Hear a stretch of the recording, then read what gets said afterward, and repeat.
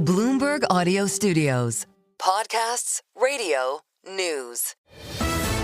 The Stock Movers Podcast, your roundup of companies making moves in the stock market, harnessing the power of Bloomberg data. Let's take a look at some stocks on the move today. We're joined by Bloomberg's Isabel Lee. Isabel, what are you looking at? Verizon. So shares are kind of flat, but Verizon reported a larger than expected decline in mobile phone subscribers. And that's much more than analysts were expecting. So this is the result of heavy competition and, of course, less spending by federal agencies as the Trump administration really moves to slash those jobs. And this is a big deal because Verizon is the largest U.S. wireless provider. It's also a significant reversal from the previous quarter when they reported more than half a million subscribers added. So in general, we know that Verizon, AT&T, and T-Mobile are really locked in this tight race. For example, last Christmas holiday, Verizon ended its seasonal promotions, but its rivals didn't. And also, customers are keeping their phones longer. Like, I've owned my phone for years now. Oh, yeah. Paul had like an iPhone Yeah, it's like a 3. 10. Yeah, It wasn't a 3. It wasn't that bad. It was like an iPhone 10 for a very, very long time. Also, you're taking a look at 3M. I love this company because they make literally everything. Their big jam is just the adhesives, right? But you can put the adhesives on anything, like Post-its is stuff you use in planes. What did they say?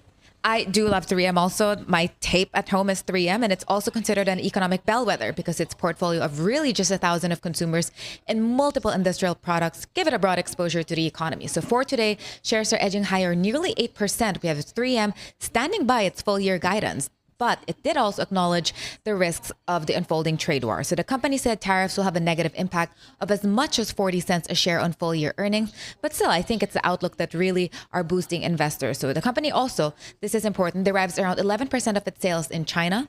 And we know that the Trump administration has imposed blanket tariffs of 100%. So it's really interesting to see how that will play out. But I think it's the positive outlook that's buoying the stock. And a better tape, too. They also did say that they're looking for some product shifts could be possible or looking at customer surcharges as well. And we can't let you go without talking Tesla, what to expect after the bell today. It's earnings day today, and investors are really looking at this stock once again and looking to Elon Musk for any excitement that he may inject back in the company. We know that one of the biggest notable Tesla bulls have called the Tesla stock a code red moment.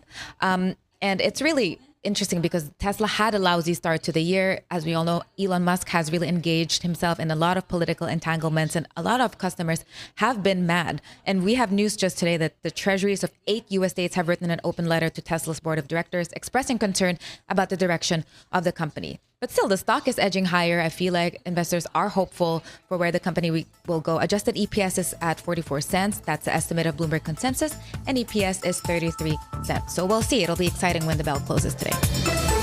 The Stock Movers Podcast from Bloomberg Radio. Check back with us throughout the day for the latest roundup of companies making news on Wall Street. And for the latest market-moving headlines, listen to Bloomberg Radio live. Catch us on YouTube, Bloomberg.com, and on Apple CarPlay and Android Auto with the Bloomberg Business app.